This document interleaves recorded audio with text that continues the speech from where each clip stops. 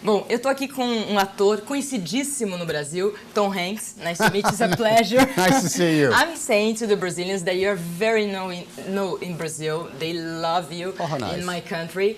E ele interpretou neste filme 5 personagens diferentes. É um novo conceito de animação que está surgindo por aí. I'm telling them that this is a new concept of animation, and I want to explain about this exactly. Well, a standard animated movie like Toy Story would be, I would go into a soundstage and record into a microphone all my lines, and then they would go off and draw absolutely everything, my face, the hands, the scene. In this technology, we actually go and perform our roles on stage, on camera, so to speak. And so it's our faces and it's our bodies. And what the animators do afterwards is they add all of those elements that are not there when we shoot. They add our hair, they add our makeup, they add our costumes, and they add our sets. But what you're getting in this is an actual, the human movements and the human expressions, everything but the eyes, because those have to be animated in.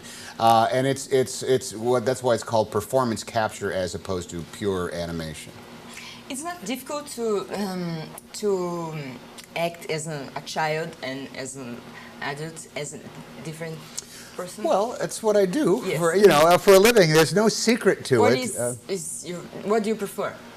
Well, the character? To me, boy, there's really no difference. The fact is that this child, this 8-year-old boy, is undergoing. He's in the midst of a crisis. He's on an adventure in which he's trying to get the answers to all these questions of how Christmas works. He's trying to figure out, all of those intangible ends that don't make sense for him.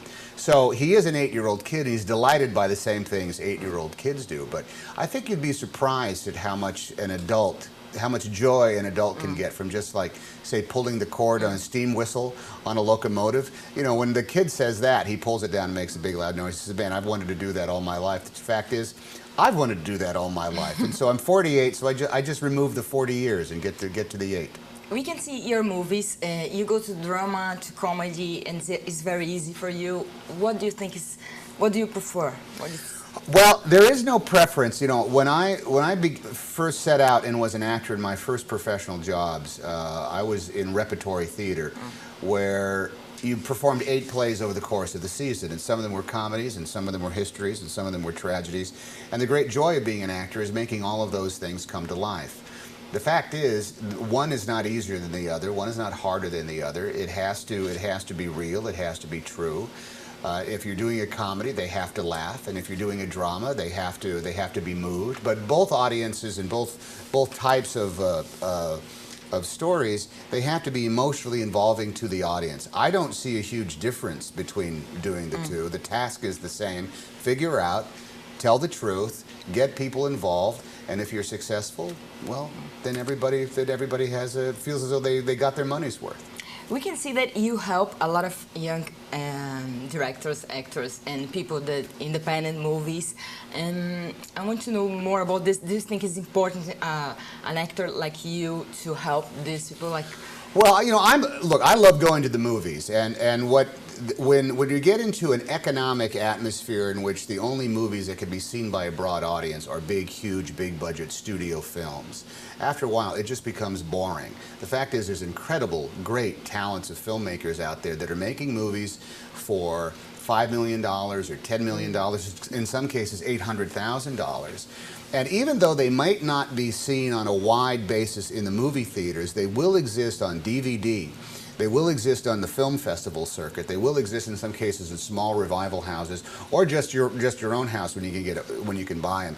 And I am on a constant search for something that I've never seen before, through the eye of a filmmaker that is interpreting it in a way that I've never seen it. And I think that in the United States now, particularly, we are so open to much more of a world cinema. We're much more open to the concept of an independent cinema. That even though the big movies sort of are these juggernauts that play through all the cinema chains throughout the country, there is still this great market and in fact a hunger for movies about people that are just in rooms talking, doing things that they've never done. So I try to help guys that have good ideas that can't go anywhere else. But more important than that, I try to seek out those films just to see them as a fan, just to see them as a consumer. just to be current and see what other filmmakers are up to.